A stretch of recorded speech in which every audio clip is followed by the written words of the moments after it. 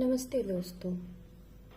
तो आज मैं फिर प्रस्तुत हूँ आपके सामने मुंशी प्रेमचंद्र की कहानी बड़े घर की बेटी का दूसरा भाग लेकर। जैसा कि पहले भाग में हमने सुना कि आनंदी और उसके देवर बिहारी में कुछ मनमुटाव हो गया है।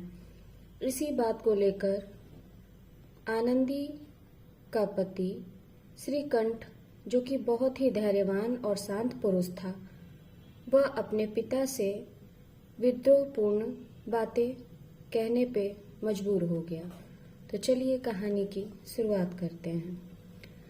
इस तरह की विद्रोहपूर्ण बातें कहने पर श्रीकंठ ने कितनी ही बार अपने कई मित्रों को आड़े हाथों लिया था, लेकिन दुर्भाग्य आज उन्हें स्वयं वे ही बातें अपने मुंह से कहनी पड़ी। दूसरों को भी उपदेश देना कितना सहज है। बेनी माधो सिंह घबरा उठे और बोले, क्यों बेटा, क्या बात हो गई? श्रीकंठ ने कहा, बापू, मुझे भी अपनी मान प्रतिष्ठा का कुछ ख्याल है। आपके घर में अब अन्याय और हठ का प्रकोप हो रहा है। जिनको बड़ों का आदर सम्मान करना चाहिए वही उनके सिर पर चढ़ते हैं। मैं दूसरे का नौकर ठहरा, घर पर रहता नहीं। यहाँ मेरे पीछे स्त्रियों पर खड़ाऊ और जूतों की बौछार होती है। मैं सब कुछ सहन कर सकता हूँ, लेकिन यह कदापि नहीं हो सकता कि मेरे ऊपर लात घुसे पड़े और मैं चुपचाप सहन करता रहूं। यह मैं कदापि सहन नहीं कर सकता। बेनी माधो सिंह चुपचाप श्रीकंठ की बातें सुनते रहे। उन्होंने कोई जवाब नहीं दिया। श्रीकंठ सदैव उनका आदर करते थे। उनके ऐसे तेवर देखकर ठाकुर साहब अवाक रह गए। केवल इतना ही बोले, बेटा, तुम बुद्धिमान हो, ऐसी बातें करते हो। स्त्रियां इस तरह घर का नाश कर देती हैं। उनका ज्यादा सिर चढ़ाना अच्छा नहीं। श्रीकंठ बोले, बापू, मैं तो इतना जानता हूँ कि आपके आशीर्वाद से ऐसा मूर्ख नहीं हूँ। आप स्वयं जानते हैं कि मेरे ही समझाने बुझाने से इस गांव में कई घर संभल गए। लेकिन जिस स्त्री की मान प्रतिष्ठा का ईश्वर के दरबार में उत्तरदायित्व है मेरा, उसके प्रति ऐसा घोर अन्याय और पशुवत व्यवहार मुझे असहनीय है। आप सच मानिए, मेरे लिए यही कुछ कम नहीं कि लाल बिहारी को कुछ दंड नहीं देता। यह सुनकर बेनी माधव सिंह से अब चुप नहीं रहा गया। उन्होंने क्रोधित होकर कहा, लाल बिहारी तुम्हारा भाई है। अगर वह कभी कोई गलती करता है तो उसके कान पकड़ो। श्रीकंठ बोले, बापू, लाल बिहारी को मैं अपना भाई नहीं समझता। बेनी माधो सिंह ने कहा, क्यों, पत्नी के कारण? श्रीकंठ बोले, जी नहीं, उसकी क्रूरता और अविवेकी के कारण। ठाकुर साहब श्रीकंठ का क्रोध शांत करना चाहते थे, लेकिन यह स्वीकार नहीं करना चाहते थे कि लाल बिहारी ने कोई अनुचित काम किया है। इसी बीच गांव के और कई सज्जन हुक्के चिलम के बहाने वहां आ बैठे। कई स्त्रियों ने जब यह सुना तो श्रीकंठ पत्नी के पीछे पिता से लड़ने को तैयार हैं, तो उन्हें बड़ी खुशी हुई। दोनों पक्षों की मधुर वाणियां सुनने के लिए उनकी आत्माएं तिलमिलाने लगीं। गांव में कुछ ऐसे कुटिल लोग भी थे जो इस कुल की नीतिपूर्ण गति पर मन ही मन जलते थे। वह कहा करते, श्रीकंठ अपने पिता से दबता है, इसलिए वह दब्बू है। उसने विद्या पढ़ी, इसलिए वह किताबों का कीड़ा है। बेनी माधव सिंह उसकी सलाह के बिना कोई काम नहीं करते। यह उनकी मूर्खता है। इन महानुभावों की शुभकामनाएं आज सफल होती दिखाई दे रही थीं। कोई हुक्का पीने के बहाने और कोई लगान की रसीद दिखाने आकर बैठ गया। बेनी माधव सिंह पुराने आदमी थे। उन्होंने इन भावों को ताड़ लिया। उन्होंने निश्चय किया कि चाहे कुछ क्यों ना हो जाए, मैं इन द्रोहियों को ताली बजाने का अवसर नहीं दूंगा। वे तुरंत शांत शब्दों में बोले, बेटे श्रीकंठ, मैं तुमसे बाहर नहीं हूँ। तुम्हारे जी में जो आए करो। अब तो लाल बिहारी से अपराध हो ही गया है। इस श्रीकंठ इस बात को समझ ना सका। उसे डिबेटिंग क्लब में अपनी बात पर अकड़ने की आदत थी। इन हथकंडों की उसे क्या खबर। पिता ने जिस मतलब से बात पलटी थी वह उसकी समझ में नहीं आया। बोला, मैं लाल बिहारी के साथ अब इस घर में नहीं रहूंगा। बेनी माधव ने कहा, बेटा, बुद्धिमान लोग मूर्खों की बातों पर ध्यान नहीं देते।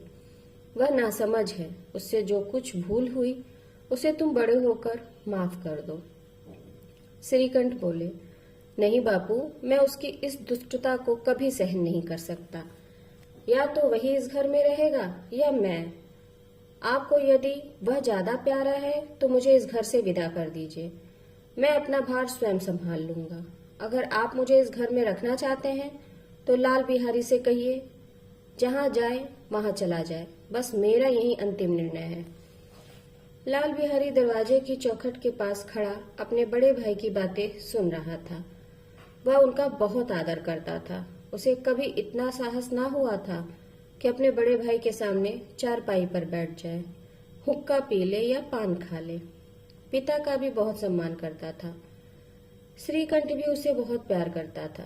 इससे पहले उन्होंने उसे कभी डांटा तक नहीं था। जब वह इलाहाबाद से आते तो उसके लिए कोई न कोई वस्तु अवश्य लाते। पिछले साल जब उसने अपने ड्योढ़े जवान को नाग पंचमी के दिन दंगल में पछाड़ दिया तो उन्होंने पुलकित होकर उसे गले से लगा लिया था और उसे इनाम भी दिया था। ऐसे भाई के मुंह से आज ऐसी हृदय विदारक बात सुनकर लाल बिहारी को बड़ी ग्लानि हुई। वह फूट फूट कर रोने लगा। उसमें संदेह नहीं कि वह अपने किए पर पछता रहा था। भाई के आने से वह एक दिन पहले से उसकी छाती धड़कती थी कि देखूं भैया क्या कहते हैं। मैं उनके सम्मुख कैसे जाऊंगा, उनसे कैसे बोलूंगा, मेरी आंखें उनके सामने कैसे उठेंगी। उसने समझा था कि भैया मुझे बुलाकर समझा देंगे। इस आशा के विपरीत आज उसने उन्हें निर्दयता की मूर्ति बने हुए पाया।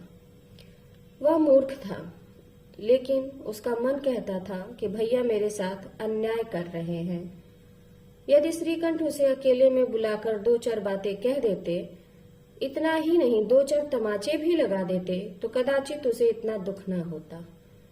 लेकिन भाई का यह कहना कि अब मैं उसकी सूरत नहीं देखना चाहता, लाल बिहारी से सहा न गया।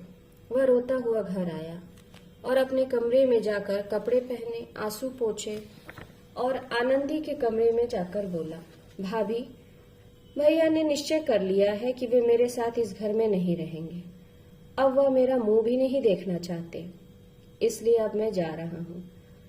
अब मैं उन्हें अपना मुंह नहीं दिखाऊंगा। मुझसे जो अपराध हुआ उसे माफ कर देना। यह कहते कहते लाल बिहारी का गला भर गया। जिस समय लाल बिहारी सर झुकाए आनंदी के द्वार पर खड़ा था, उसी समय श्रीकंठ लाल पीला होता हुआ वहां आ पहुंचा। अपने भाई को वहां खड़ा देख उसने घृणा से आंखें फेर ली और कतराकर आगे निकल गया, मानो उसकी परछाई से भी दूर भाग रहा हो। आनंदी को लाल बिहारी से शिकायत तो थी, लेकिन अब मन में पछता रही थी। वह स्वभाव से ही दया की मूर्ति थी। उसे इसका तनिक भी ध्यान न था कि बात इतनी बढ़ जाएगी। वह मन ही मन अपने पति पर झुंझला रही थी कि वे इतनी सी बात पर इतने गर्म क्यों हो गए। उसे यह भी भय था कि कहीं मुझसे इलाहाबाद चलने को ना कहें, तो कैसे क्या करूंगी। इस बीच में जब उसने लाल बिहारी को दरवाजे पर खड़े यह कहते सुना कि अब मैं जा रहा हूँ, मुझसे जो कुछ हुआ उसे मेरा अपराध समझकर मुझे माफ कर दीजिएगा, तो उसका रहा सहा क्रोध भी पानी हो गया। वह रोने लगी। मन का मैल धोने के लिए नयन जल से उपयुक्त और कोई वस्तु नहीं है। उसने श्रीकंठ को देखकर कहा, लाला, बाहर खड़े बहुत रो रहे हो। श्रीकंठ बोले, तो मैं क्या करूं? आनंदी बोली, उसे भीतर बुला लो, मेरे ही कारण यह झगड़ा हुआ है। श्रीकंठ बोले, मैं उसे नहीं बुला सकता, मैं उसकी सूरत भी नहीं देखना चाहता। आनंदी बोली, उन्हें अंदर बुला लो, कहीं वे घर छोड़कर चले गए तो तुम्हें पछताना पड़ेगा। इतने में लाल बिहारी बोला, भाभी रहने दो, भैया को मेरा प्रणाम कह दो, वह मेरी शकल भी नहीं देखना चाहते, इसलिए मैं भी उन्हें अपनी शकल नहीं दिखाऊंगा। यह कहकर लाल बिहारी तेजी से दरवाजे की ओर बढ़ा, लेकिन आनंदी ने उसका हाथ पकड़ लिया। लाल बिहारी ने पीछे मुड़कर देखा और रोते हुए बोला, भाभी मुझे जाने दो। आनंदी बोली, कहाँ जाओगे? लाल बिहारी बोला, जहाँ कोई मेरा मुंह ना देख सके। आनंदी बोली, नहीं, मैं तुम्हें नहीं जाने दूंगी। लाल बिहारी बोला, नहीं भाभी, मैं आप लोगों के साथ रहने योग्य नहीं हूँ। आनंदी बोली, तुम्हें मेरी सौगंध, अब एक कदम भी आगे मत बढ़ाना। लाल बिहारी बोला, भाभी, जब तक मुझे यह मालूम न हो जाए कि भैया का मन मेरी तरफ से साफ हो गया है, तब तक मैं इस घर में कदापि कदम नहीं रखूंगा। आनंदी बोली, मैं भगवान को साक्षी मानकर कहती हूँ कि तुम्हारी ओर से मेरे मन में जरा भी मैल नहीं है। अब श्रीकंठ से रहा नहीं गया, उसका हृदय पिघल गया। उन्होंने बाहर आकर लाल बिहारी को गले से लगा लिया। दोनों भाई फूट फूट कर रोने लगे। लाल बिहारी ने सिसकते हुए कहा, भैया, अब कभी मत कहना कि तुम्हारा मुंह नहीं देखूंगा। इसके अलावा आप मुझे जो भी दंड देंगे वह मुझे सहर्ष स्वीकार है। श्रीकंठ ने कहा, अरे लल्लू, अब इन बातों को बिल्कुल मन से निकाल दो। भगवान ने चाहा तो ऐसा अवसर फिर कभी नहीं आएगा। तभी मेधी बांधो सिंह वहां पहुंच गए। दोनों भाइयों को गले मिलते देखकर वे आनंदित और पुलकित हो उठे और बोले, बड़े घर की बेटियां ऐसी ही होती हैं, बिगड़ता हुआ काम बना लेती हैं। गांव के जिस किसी भी व्यक्ति के यहाँ यह वृतांत सुना तो उसी ने इन शब्दों में आनंदी की उदारता को सराहा। बड़े घर की बेटियां ऐसी ही होती हैं। तो आज ये कहानी यहीं समाप्त होती है। नमस्कार। नमस्ते दोस्तों।